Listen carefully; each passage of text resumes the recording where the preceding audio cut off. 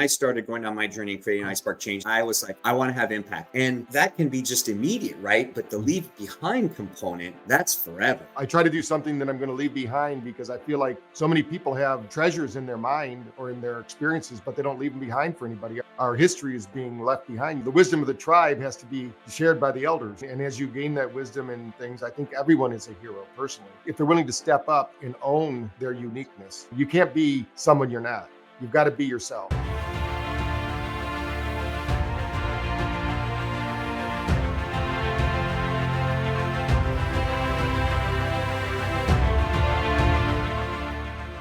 What is up, Impact Heroes? Welcome back to the show. I'm your host, Rick Ornelas. Thank you for spending some time with us today because we know time's a valuable resource and we're going to make it worth your while.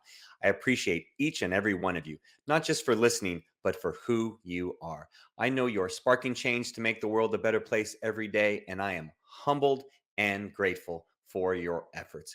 It takes all of us doing our part to spread positive change, and that's what this show is all about.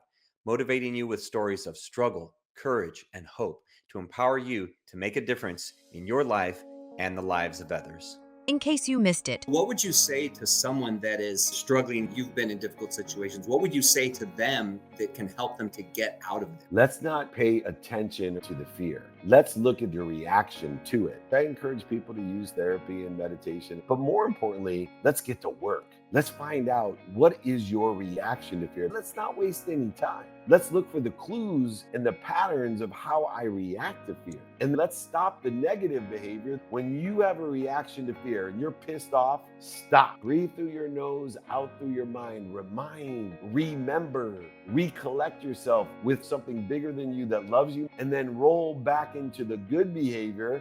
In other words, when your mind, body, and soul are on fire. Available everywhere you listen to your podcasts. Welcome back, Impact Heroes.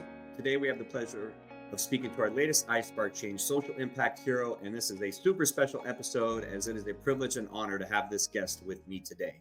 Our guest today can help you achieve brain fitness, overcome stress, lose weight, stop smoking, manage pain, accelerate learning, enjoy superb sleep, and make any number of lifestyle improvements. Wow, that is a lot. Probably the most help I've ever seen here. He's super smart and is award-winning best-selling author, educator, consultant, entrepreneur, and speaker who happens to have a PhD and over 33 years of experience operating the largest self-help franchise in the world. He's been awarded the Lifetime Achievement Award from the Interdisciplinary Association of Functional Neurosciences and Rehabilitation. Wow. He's been awarded the 2019 Health App of the Year at the CES show in Vegas. He was awarded the Best Sleep App in 2020 from Men's Health Magazine. He's a Dean of Mind Studies at IQUIM. He's been featured in the Wall Street Journal, Business Week, numerous other publications. He's been a TV and radio personality for over 10 years. He's created more than 1,050 personal development programs. I think that's actually probably around 3,000, but he successfully marketed more than 3 million products worldwide. Whew, that's probably the biggest number of anyone I've ever had on the show. He's also a mental coach, meditation leader, and brain researcher who has one of the smoothest sounding voices you will ever hear. It has put me to sleep many times, and I say that in a good way. He's on a singular mission to better 1 billion brains. If that doesn't scream social impact hero, I don't know what will. So please welcome the acclaimed, intelligent, authentic, driven, and passionate founder and inventor of BrainTap, Dr. Patrick Porter. Dr. Porter, welcome to the iSpark Change podcast. Thank you. That was a great intro. Love it. You're very welcome. Well, hey, here's the thing, though. It is your story, and I just read it. So you're the one that deserves all the credit. Yeah. Well, I've been in it a long time. I love it. I feel like yeah. I feel my first day every morning when I get up. That's the main thing. Yes, that is. And that's probably what keeps you active and thriving and growing and everything, as I'm sure you would agree. I will say that, one thing is that you've always struck me as someone that has a great deal, as a very humble person, someone that has a great deal of humility. So I'm going to start out by saying that we have you on this show because we see you as someone who is spreading positive change, someone whose actions have a positive effect on humanity, and someone that we call a social impact hero. Now, that's by our definition, which happens to be an acronym. And I know you already check all those boxes. But what I want to know, Dr. Porter, is we see you as a hero to you see yourself as a hero? Well, I see myself as an activator. I was one of those people that when you talk about, we were talking a little bit beforehand about being positive. I was one of the most negative kids you'd ever see. I Mhm. used to think God, his whole job was to, mess up my life until my dad taught me how to really find out the common denominator, which was me, and start meditating and doing what's called the Silva method, which was right out of Texas, in Laredo, Texas. They started that. And the church got us into that. And I started to realize that, hey, it's my thinking that's bringing this about. So, I have to work on myself every day. It's one of those things. The world unfortunately seems to want to punish us for being positive, and we need to really continue to build that momentum and show people. And I think it's part of our DNA, unfortunately, because it wasn't long ago we were part of the food chain. So we're always looking for, why are these bodies, why do we have this propensity to be negative? It's because we want to survive. And even though we don't really have the same survival mechanisms we used to, our subconscious is still being driven by that fear. So we have to work on that fear. And I think that, I do believe that I'm making a difference. I do that every day. In fact, today, every day that I'm home, when I'm not traveling, I do something that's going to be left behind, which means when those sessions, we are up to around 3,000 now. Today, I'm finishing up a series on concussion protocols because we're working with TBRX, which is Alex Guerrero, Tom Brady's personal trainer, and their group. We're Mm. putting together a whole series to help athletes to overcome that. And so every morning when I'm home, I work during the day to plan out my script, and I do something. Either I write an article. Today I happen to write an article and do a recording that's going to outlive me. So I try to do something that I'm going to leave behind, because I feel like so many people have treasures in their mind or in their experiences, but they don't leave them behind for anybody. Our history is being left behind. The wisdom of the tribe has to be shared by the elders, and as you gain that wisdom and things, I think everyone is a hero personally. So if they're willing to step up and own their uniqueness, you can't be someone you're not. You've got to be yourself. Yeah, I think that leave behind component is so important. I love that you said that because I've looked at it when I started going on my journey and creating iSpark change and everything. I was like, hey, I want to have impact. I want to have impact. And that that can be just immediate, right? But the leave behind component, that's forever. That's forever. And so my hope in doing, in doing this podcast or things I've written is that my grandkids, great grandkids, many others in the future, that legacy component, right? That legacy component that's how you impact a billion brains, right? By that impact, not by the impact, but by that legacy, right? And it's just continuing to have a ripple effect, which we'll get into. We talk about that later, but have that Sure. ripple effect that goes far beyond the initial act. Hmm. So you Exactly. touched on it a little bit, Dr. Porter, about how you got started. One of the things I always find fascinating, and so does our audience, is that origin of the hero. Okay, like how you started doing the heroic work. So, what got you on the path to really being interested on, in terms of mental health and cognitive function and brain health and just all of it? I mean, what got you on that path way back when? Well, in my very first book, Awaken the Genius, I talk about how I was blessed to be the son of, there you go. Yeah, how I was blessed to be the son of an alcoholic, because my dad got help.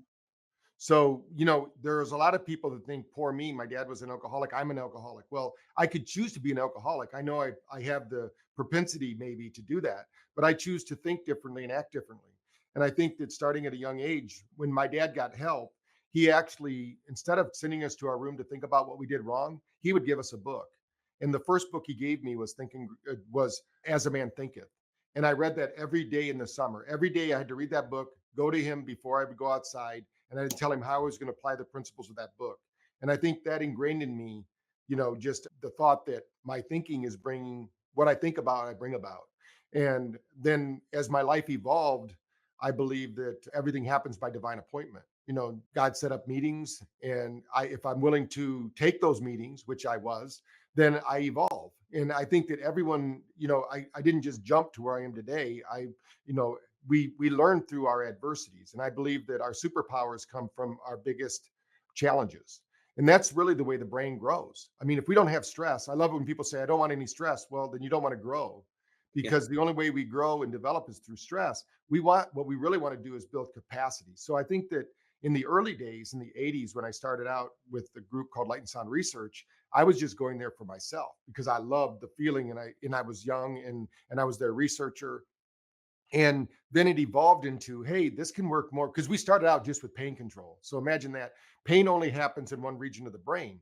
So we Mhm. were looking at, instead of using, there's a lot of methods to help people to get rid of headaches, right? So we were looking at how could we get people to get rid of headaches without taking medication. And so, like, making your hands warm, breathing techniques, things like that. And then lights came out.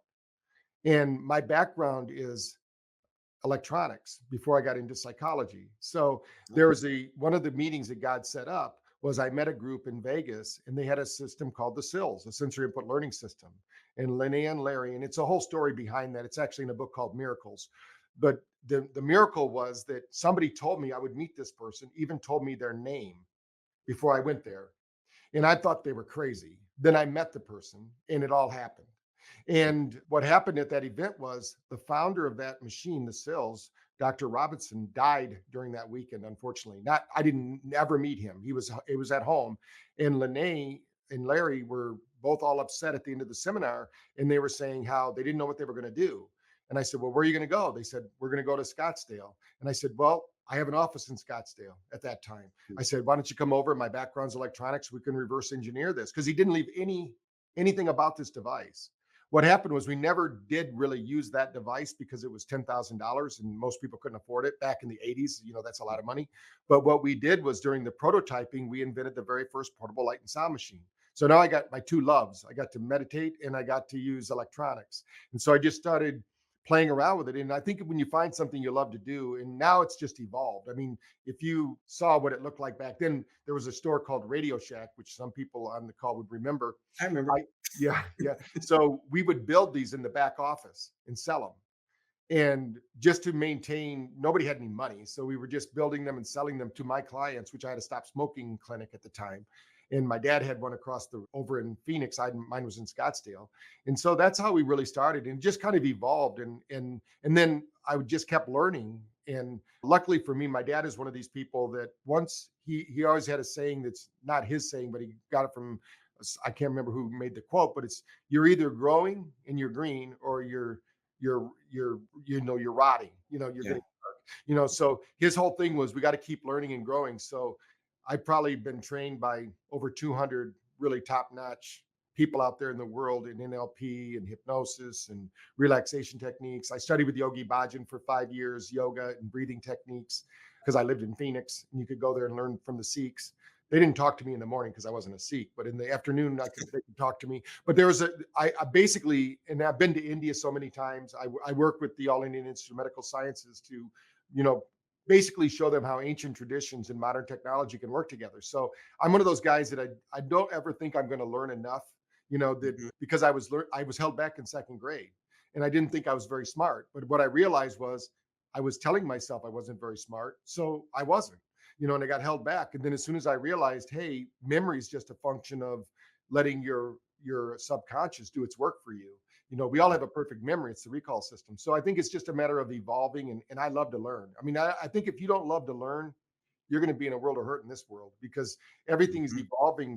I wake up every morning wondering what's new and different in this world, because there's so many new things. Somebody's out there inventing something that's going to revolutionize our life. We won't even know about it for maybe 10 years, but it's right now in the lab. For 10 days in today's world, right? Yeah, Maybe. exactly.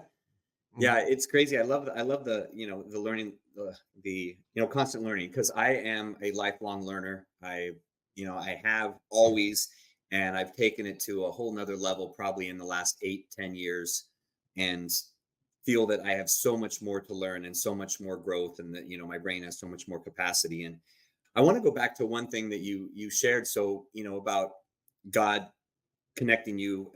As when I started iSpark Change, and I was telling a friend, she and I don't know where she got this, but she called it divine choreography, and God's divine choreography. And I like that, because it really, like a dance, he orchestrates everything so well. And I'm a man of faith. I know, I've heard you say you're a man of faith. So what you talked about it a little bit, but what role did your faith and did God play in, as you're going through those changes and developing things and, wanting to help people and grow? I mean, how has your faith been a part of that?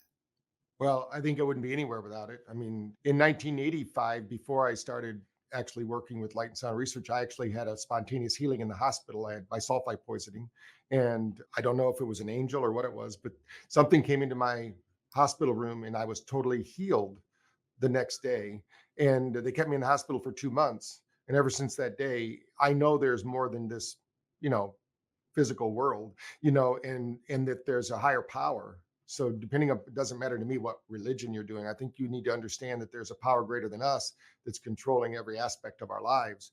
And we get to either go along for the ride like a roller coaster and enjoy it, or we get to scream and yell and complain, but we're still on that roller coaster. It's going to Mhm. take us where it's going to take us. And I think that the more we work with that power, in my case, my degree's in Christian counseling. So in my case, it's Christian, so, but whatever your faith is, you need to stick to it because there's a reason you were born into that faith. You know, and I think if you live the principles, you're going to be where you need to be. I mean, you have to, it's not just a Boy Scout saying, but you need to have those values. How do you treat other people? How do you want to respond? I do like people that work for me or that know me, they know that when I say something, I'm going to follow through. Mhm. I'm an action person too. So my dad taught me that I wrote about it in that same book and some of my other books. But when he says faith without works is dead, you can't have the faith without the work. Yeah. And James. we're here to be servant leaders. A leader we're like the wolf pack. We're like the wolf that hangs out the back of the pack to make sure all the other wolves are okay. You don't drag people along, you guide them. And I think that you have to be the example. And so I just think that every morning I do my process that I do to tune in, because if you don't stay on track, you're going to go off track, Mhm. because there's just too much going on. Too many people, just there's too many distractions for our mind to draw us off the track that we need to be on. And we know we're on the right track because those God winks or whatever happen. Yeah. When Einstein said that coincidence is God's way of staying anonymous. So these coincidences happen because you're on the right track. If those coincidences aren't happening and you're getting a lot of stress, then I always said I got to look at myself. In fact, when I had my practice, if I had an open hour in my day, I knew I had to work on myself. I had to read a book, do I didn't have BrainTap at that time, but I would do my sessions on myself. I knew that it was my problem, not the universe's problem. It was Mhm. me. And if I didn't work on myself, it wouldn't come, because everything that happens through you happens to you. So if you're not thinking it, acting it, responding to it, and that means tuning into that power that's greater than you, that's going to assist you, then if it's up to me, I can't keep the stars and the planets in orbit. There's a power greater than me doing that. So let's tune into that. And so I used to jokingly say, but it wasn't really a joke, it was true, that every talent I have is on loan from God. And I think that one of those radio announcers said that a long time ago. I said, I'm going to use that because that's true. They're all gifts. And they say that God gives you the gifts. Your gift back to God is using those. So Yeah. that's when I wrote the book Awaken the Genius, and you held it up. So I use that as an example. Most people don't realize that word genius came from Roman mythology. And in Roman mythology, they said that every person is imbued with talents and skills, and they're housed by a genie. Of course, this is Roman mythology. But if you use those gifts and skills, they consider you a genius. It didn't say you were good at math and English. It didn't say, what it said was everyone has talents and skills. And I don't think anyone on earth, born yet or not born, they have something that they were going to add value or can add value to the earth. And there's no shortage of population. I'm not one of those people. In fact, they've done a study that said if we all lived in the same space as they do in Japan, everyone on earth could live in Texas. Everyone on Wow. earth. So we're not That's where I overpopulated. live. That'd be crowded. Right. But what we are is we're not using the capacity, just like our brain, just Yeah. like our nervous system. We're not using our capacity to do the work that needs to be done because we get derailed by negative emotions and thoughts and fear and anxiety. And this is where teaching people how to use their physiology with their psychology is so important. And that's been my whole mission. And so I'm always looking for ways to eat right, move and breathe, and, just keep my brain fit. Those are the three kind of pillars. And then of course, having a spiritual life is key. It kind of surrounds them all. You can't have any of those without the others. Yeah, absolutely. So there's two main questions that come to mind with after what you shared, and the first one is you. It sounds like you were very fortunate from your father, your faith, to have that awareness at a young age that you have to take action and you have to use those gifts, and then constantly learning, right? And I think a lot of I was blessed as well to have that understanding. Also, my dad, very disciplined individual, also an alcoholic. He helped to instill his faith was incredibly strong for him, and he helped to instill that in me, and the value of hard work and taking action, all that as well. So for those in, especially, and I don't want to stereotype, but you know young with younger generations, it seems that sometimes they have a harder time of gaining that awareness because social media, the internet, leads everyone to believe that, oh, you can just snap your fingers and say, oh, I'm going to manifest and I'm going to have $1 million in front of me, right? And missing that whole work component, that action component.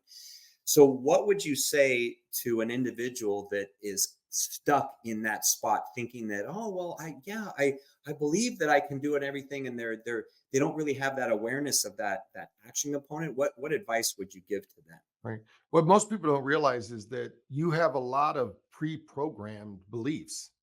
And just because you change a belief on Saturday doesn't mean the one you had on Friday is gone. They call that neural pruning. We need to go in and do the work because we're the sum total of all of our relatives. They've shown this in genetic. I mean, it's actually hardwired into our DNA 7 generations back.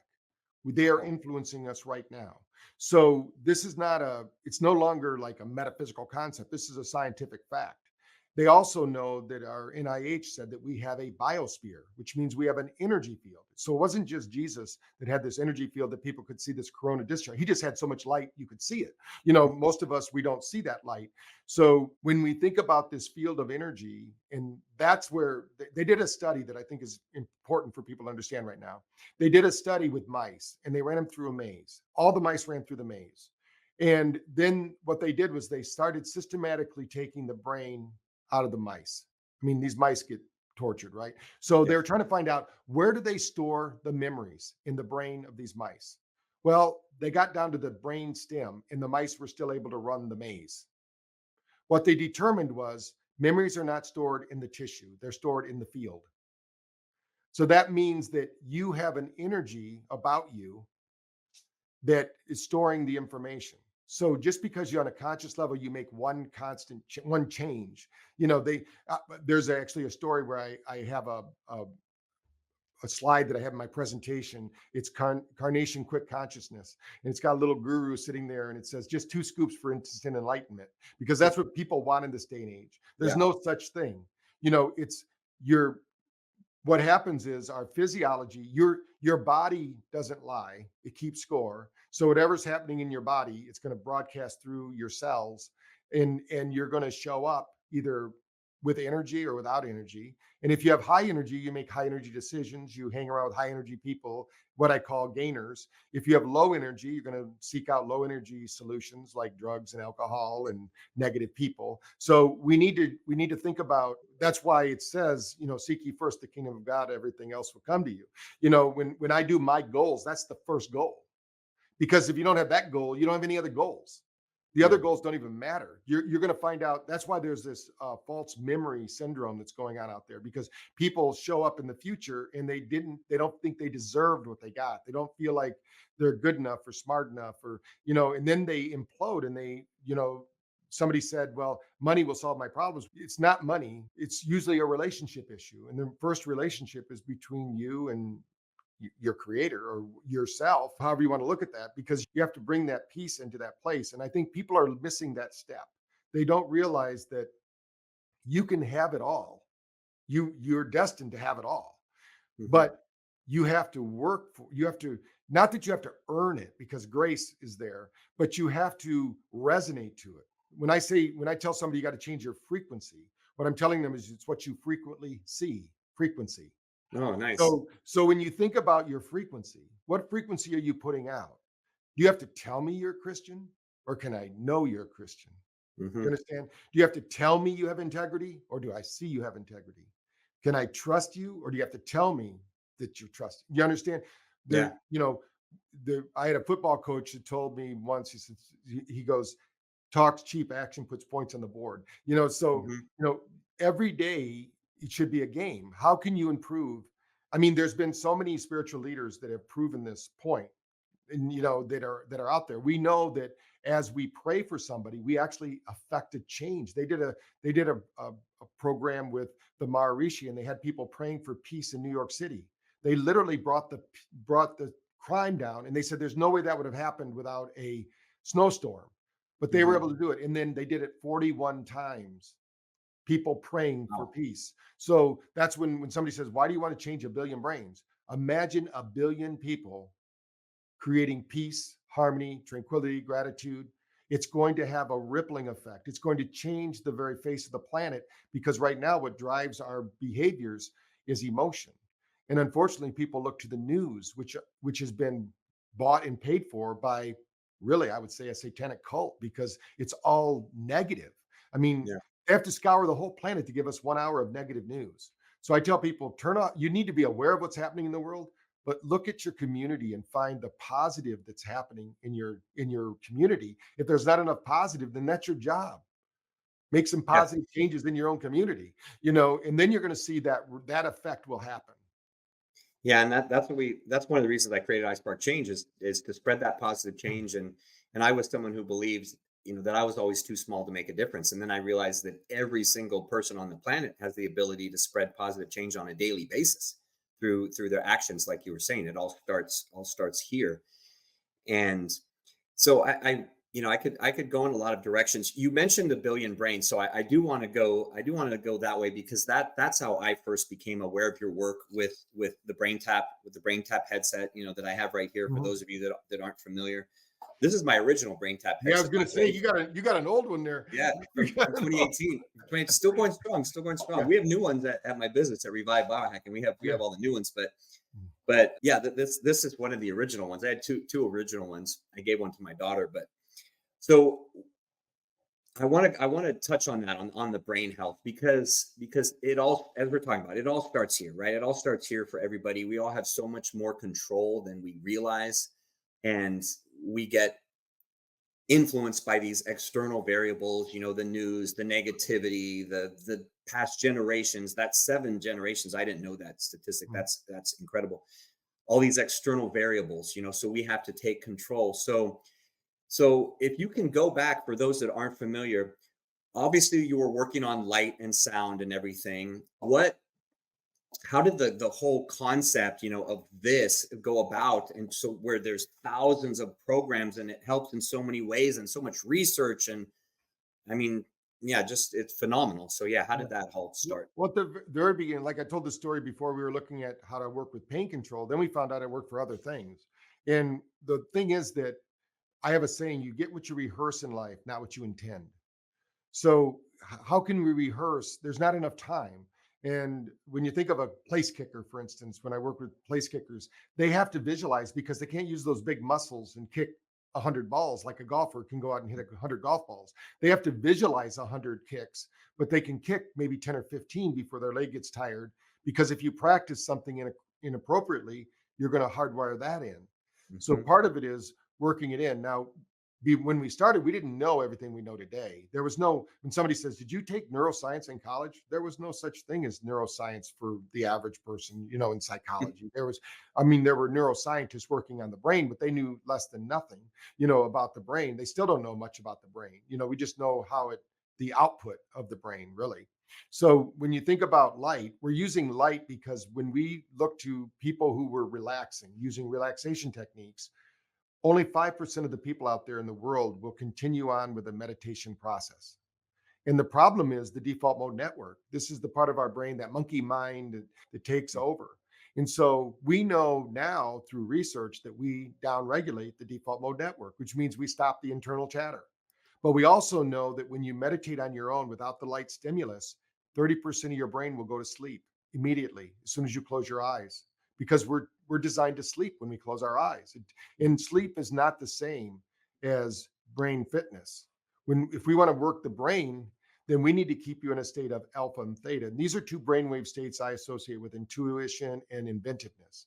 And every great athlete, every great business person, when somebody presents them with a problem, they start using these faculties of their brain. They don't know they're using it, a lot of them. They just naturally start to visualize the solution. Like Tesla, he didn't go into any formal, you know, like state of mind. He knew how to build, he knew how to solve problems. Somebody give him a problem, he'd go into his altered state. Just like Einstein said, you can't solve a problem at the same level as created. You have to go to the solution state, then return with the solution in mind to the problem. That's what we're talking about here. So we can use light to do that. Now, we also recently and this is since you have your machine, since the new BrainTap headset, we started using Nogier frequencies, because we now know that there's mirror neurons in every cell.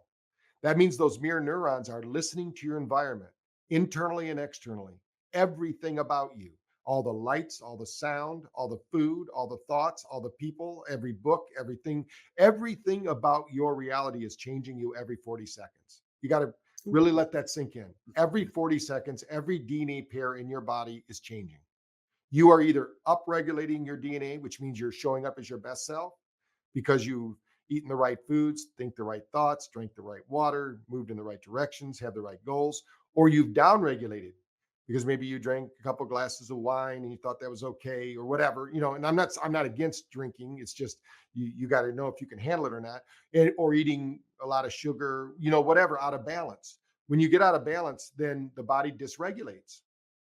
So we have to bring it back into balance. And where it dysregulates first is the brain. So we're going to use light and sound to balance the brain. So we have 3 different sound frequencies as well as 3 different light frequencies. And they're all happening at the same time. It's a matrix that we call the algorithm. And I've been working on it since 86. And I wasn't the first person to do it. There's a person named Ann Wise who's no longer alive. She wrote a book called The Master Brainwave, and she used to be our researcher. And she was very gifted. And she went around the world and found out what's the balance of these brainwaves. So you hear people say, well, I did alpha, or I did theta, or I did this isochronic, or whatever. None of that's important. What's important is, can your brain regulate through all of these different brain waves? When you have a problem, can you alter your state and go to the solution? When it's time to exercise, can you trigger norepinephrine, cortisol, and dopamine and go do the work? Can you downregulate that and turn on acetylcholine and GABA and get into an altered state? This is a function of the brain. So when the brain, it's just like heart rate variability. A lot of people know about HRV now, how the heart needs to regulate. We need to be able to, when they say, I can't believe Fred had a heart attack, he never got angry. Well, Fred should have got angry, because anger is a natural state. It's just not natural to stay in it. It's unnatural to stay in those states. So what we're talking about is, how can we move and mitigate the stresses of today's experience? When Mike Tyson says everybody has a plan till they get hit, everyone's going to get hit. Everyone's going to get stressed.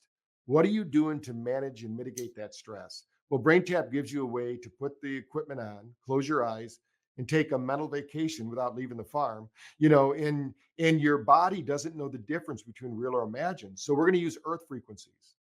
So in nature, if we were not in the environments we're in with lights and computers and all of that, and we were out in nature, we would occasionally walk into the forest. They call it forest bathing, and the earth resonates around 10 hertz frequency at its base. That's neutral to the brain. So those mirror neurons are always responding to it. If we go to the mountains, a mountaintop resonates at 7.8 hertz frequency. That happens to be GABA. It produces GABA because it's gamma. So all of these our reality would trigger these things, but we don't live that way anymore. We live in homes. We sit all day. We're watching television. We're being told what to think, not how to think. All of these things. So what we want to do is give people 10 minutes in the morning to really stimulate their brain, what we call digital coffee, get yourself started. That's why we have so many sessions too, is we need neuroplasticity. You can't listen to the same thing. You've got to we need to have varied information, different sessions. In fact, I just talking about faith, I just outlined 33 different morning devotionals that we're going to do. They're going to be 10 minutes Oh, long. nice. We'll listen to in the morning, and they'll be to trigger that norepinephrine, cortisol, and dopamine. But the words, the reason we use words is 3,200 gene expressions are changed by the words you choose. Either they're down regulating through negative programming or they're up regulating by positive programming. So we know that anything spiritual in nature and gratitude and love and all the positive emotions is going to upregulate that DNA strand. If we think about fear and anxiety and frustration, those downregulate. And the other key component is breath.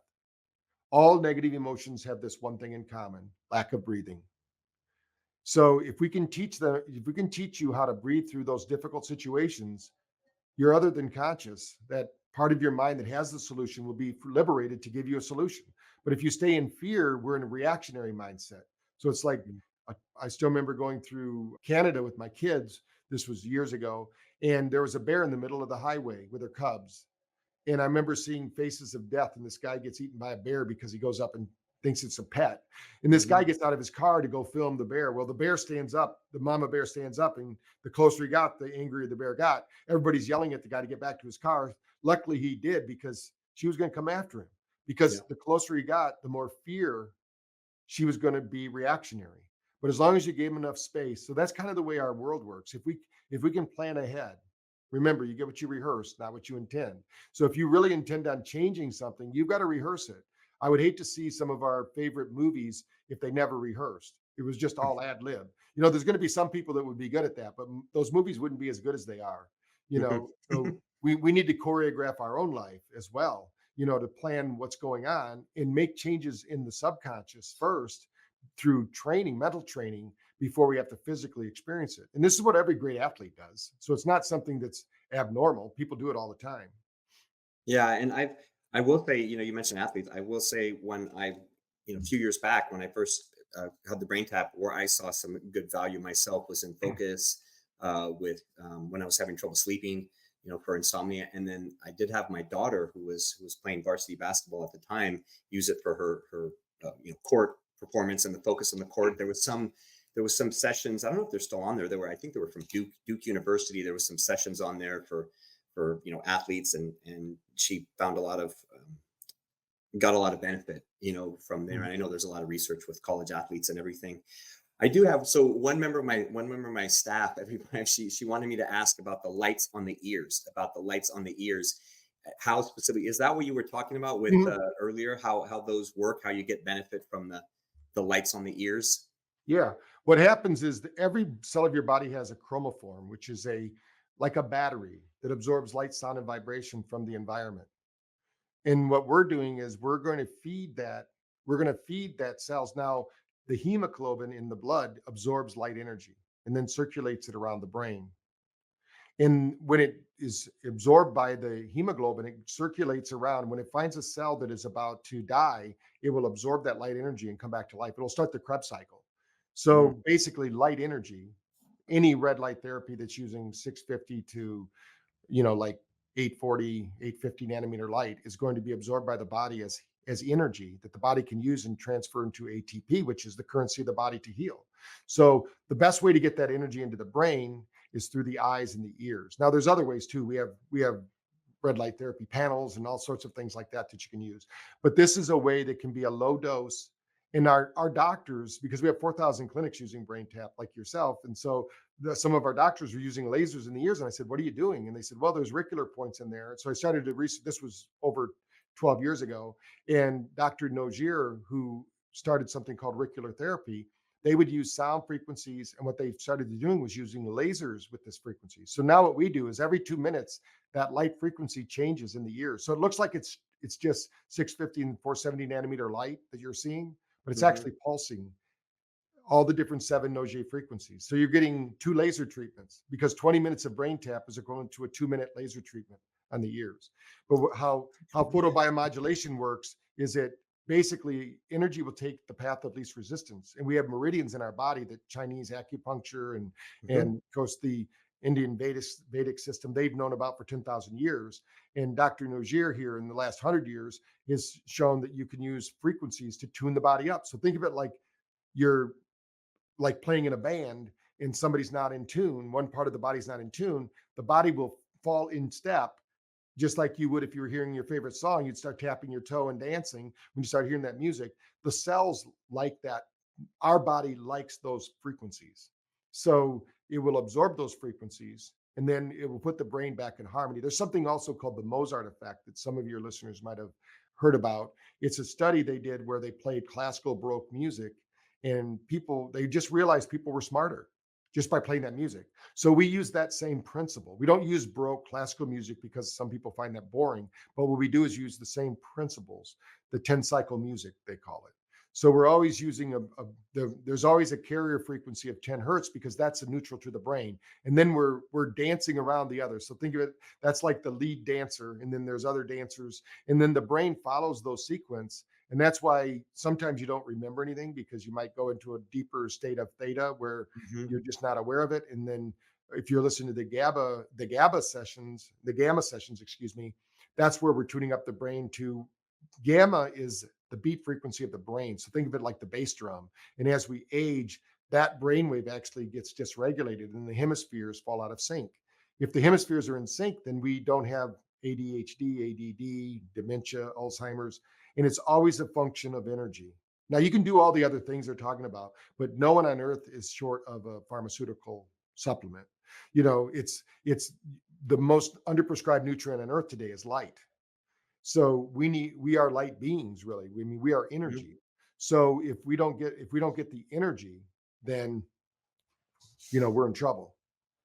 Yeah, and I am a fan of light with everything that we have. At my business, we have red light and infrared sauna, and I do, light therapy in the morning and brain tap and everything. Try to get as much as possible. I am curious because you mentioned earlier one of the things for our audience that we talk about is, are the things that one the things that put someone on that heroic journey, and then how they continue to evolve. So I would love to know what is your, morning or evening routine. What's that routine that you use that keeps you in harmony, keeps you in tune, that that others can, try some of these things and that Sure. may work for them. Yeah. Well, I'm 62, so I do a lot because I want to stay young and be with my grandkids. So a lot of people, I usually get up around anywhere between 4:30, 5 o'clock in the morning. I never use an alarm clock. And I usually start my day with an infrared sauna. And when I do that sauna, I do my meditation at that time. And I studied with the Maharishi, so I also do TM. So I have that. It's just a simple kind of mantra meditation. He gives you a mantra, and then I go over and I have a laser and I do a laser treatment that we do because I own lasers. So I do that every morning, and then I have a On sound. what part, like the laser treatment? There's a whole protocol. I put it over my heart first, then your gut, and then your carotid arteries, and then your Mm. brain. And Wow. when you do that, you'll see and then sometimes the um, octopus back here in the back of the head where the junction of nerves is. It Mhm. just depends on if I'm traveling, I do that because traveling will knock you out of your health sequence. And I Yeah. can travel with it. So it's something I can bring with me. I can't bring the sauna, so those kind of things. But I have a in harmony sound cushion that I can sit in and I do my brain tap at the same time with that. So I'm in that. That's when I pick out whatever my morning session is to do my in when I do that session, then I end it with just like you would do if you were doing yoga or Tai Chi, I would do some kind of just laying on the ground, relaxing. They call it the corpse pose in yoga, Mhm. where that's where you get your neuroplasticity. So once I've done all that, I do that with PMF. I have a PMF device. Ah, Once I'm nice. done with that, I get up and start my exercise. I do in most days, I just do some kind of resistance exercise and I jump on my mini tramp. And then at about 7:30, I'm done. And that's when I go to work.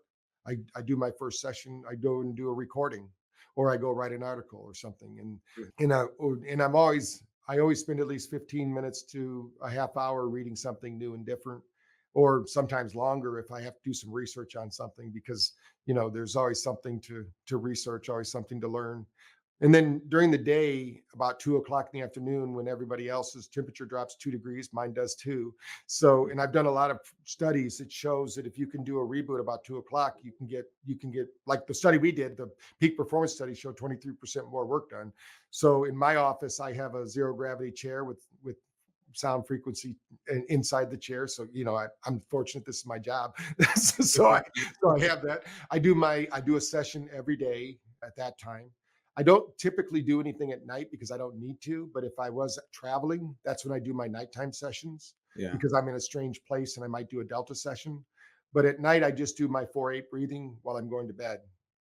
And that I you want to constantly exercise your nervous system. And when you do the 4-8 breath, you're triggering the sympathetics when you breathe in, and you're triggering the parasympathetics when you breathe out. And then while I'm doing that, I'm thinking about my day and how grateful I am for the people that were in that day, what was going on, any problems that happened that day. I'm working on reframing them because again, it's my deal, it's not their deal.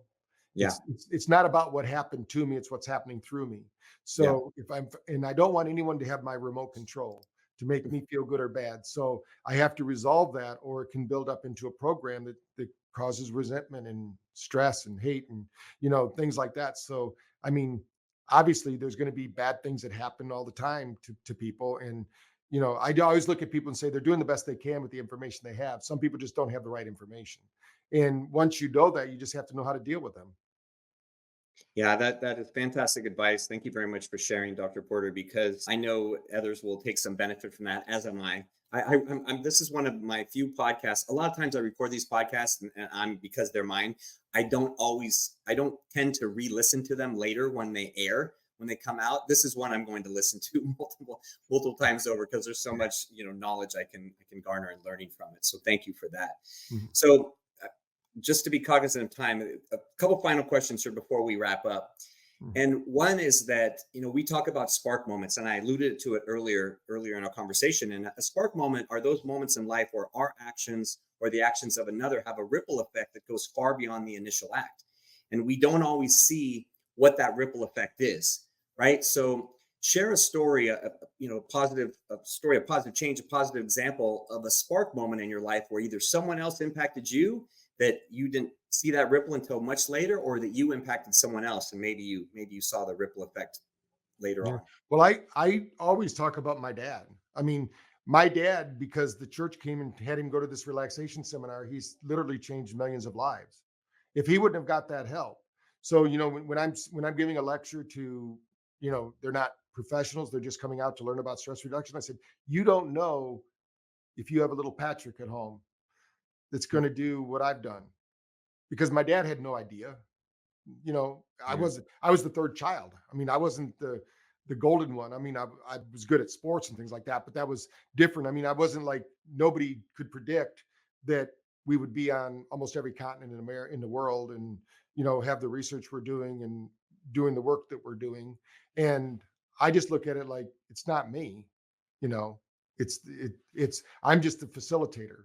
But I think that people need to understand that you don't know when you make a change how you're going to influence your family and what family member, jokingly, I say it's like popcorn, when I'm giving the talks. They're just a kernel sitting there and they don't realize that they're about to pop. As soon as they pop, and once you change, and I love what Wayne Dyer said, he said, consciousness is like running shorts. Once you outgrow your old behaviors, just like when you can't wear those running shorts anymore and they fall down around your ankles, they're too ridiculous to wear. So once somebody realizes that you have the power to change and transform your life, you can't deny it. You can pretend to deny it, but you can change. So I think that when my dad did that, that made a significant change in my life. And even though there's been hundreds of thousands of probably that, I mean, every week I get somebody telling me a story about how their lives Mhm. changed and how great it is, and I never get tired of hearing them. And I think that it's just a natural byproduct of evolution. We all need to step up and change the frequency of what's in the world because so many people are just dependent on other people. And the power comes through us all. And we have a duty really to be of service to the world. That's we have a natural propensity. I mean, we used to be living villages, and there was a barter system. There wasn't all this money and greed and everything that's going on. So I mean, I think we got to get a little bit back to that. So I think that's a key moment. Yeah, I would say for sure. And you know, there's so many of those ripple effects. Obviously you're blessed by to hear those stories on a regular basis, because you have notoriety and people are going to know about you, and so they'll reach out to you and say, "Hey, I was impacted in this way," as I have. I'm sure that ripple effect has gone far, far beyond, what you will ever know, Right. right? That only God will see, and He's orchestrating with His divine choreography, like we talked about earlier. And Mm. maybe you've already hit that billion number. Who knows? And you'll hit 10 down the road. So before we ask our final question, where's the best place for people to learn more about you and your work and find out and follow you? They could go to drpatrickporter.com, my website, or they can go at drpatrickporter, and they can see the YouTube channel, of course. And then you can share a link with them to learn about. They can all try BrainTap through your link, and it's a 14-day trial. So I always say do it with yourself. Figure it out. Our average user uses it 28 times a month. So I mean, we know people are getting value with it. So if they try it, they could, if they're not sleeping well. Even the free trial where we did a little report, and we had 90% results of people saying they had their best night's sleep after downloading the trial. So without even the headset. So the headset will stimulate it to even work even better. Yeah, and I can say firsthand that I have used it that way, not necessarily the trial, but I have used the headset for sleep. And I remember one time I was traveling and I didn't bring my headset, and I was in Florida and I just couldn't sleep. And I did use just the app, and it did work in my hotel room. And so Right. exactly what you're describing. So thank you Right. very much for sharing that. So one final question here, Dr. Porter, and you've been very gracious with everything you've discussed. So thank you so much. Our goal at iSpark Change is to positively impact 1 billion people within 5 years of launching our upcoming social impact social media platform. Now, we know we can't do it alone. We know we need the help of impactful hero leaders like yourself to show others the way, because many people feel, as I once did, that they're too small to make a difference, as I said earlier. So we value your thoughts and opinions as a social impact hero. So I want you to peer into the future when we're up and running, and peer into our crystal ball here and tell me, what can the world become if everyone believes that they can have a positive impact on our future and that it's their duty to do so? I think the biggest thing is the there'll be more cooperation instead of competition. There really is no competition. You have a skill set nobody else has. So if you figure out what that is, I think then, and there's a saying, all unhappiness stems from unfavorable comparisons. They'll stop comparing themselves to other people. Just because somebody got a new car doesn't mean you need a new car or whatever. I love the Christmas card that says, "Hey, I hope your life's as joyful as your Facebook post." So because a lot of times, so I think that the main thing is that if it's really going to be social media where we're helping people, there's when you become a servant leader, it's not. So some people might hear that as like it's a job. No, you get a payoff. You get an emotional payoff. They've proven this in neuroscience. The more you do for other people, the more you do for yourself. So I think that once people start doing that, they're going to feel this momentum, and there'll be a shift in the stress paradigm that we have right now. I mean, it just seems like the whole world's coming to a boiling point, and it's going to boil over, unless something Yeah. changes. Yeah, and I only hope that you and I are around to see it, by virtue of our work. So, Right. well, thank you very much for taking time to just share your heart and wisdom with our audience today. Dr. Porter, you came in, you over delivered as I expected you would, and your passion, strength, and impact are evident. You're humble and you lead with a heart of service and gratitude, which tells me you will continue to have success in all facets of life. And this is only the beginning of your social impact. Thank you. All right, Impact Heroes, it's our stories that connect us all, and we loved hearing the story today. Dr. Patrick Porter, you're not only an inspiring and amazing human being, you truly are an iSpark Change social impact hero. We'll see you all next time. Do you want Rick to speak at your event? Here is what others have to say. Did not know his story, and it was so inspirational, and his presence on stage, his authenticity was just incredible. Performance made me feel some type of way. My name is Craig Siegel. If you're looking for a speaker for your next event, hire Rick. I promise you this, you will not be disappointed. Visit rickcornelis.com to book him today. Remember, Impact Heroes, every positive action can be a spark moment that has a ripple effect that spreads far beyond the initial act. So go out there and spark change. Don't forget, if you enjoyed this episode, then please smash that 5-star rating on iTunes or Spotify and leave a review. We value your comments and we want to hear from you in the community. Thank you for listening. God bless you, and we'll see you next week on the iSpark Change podcast.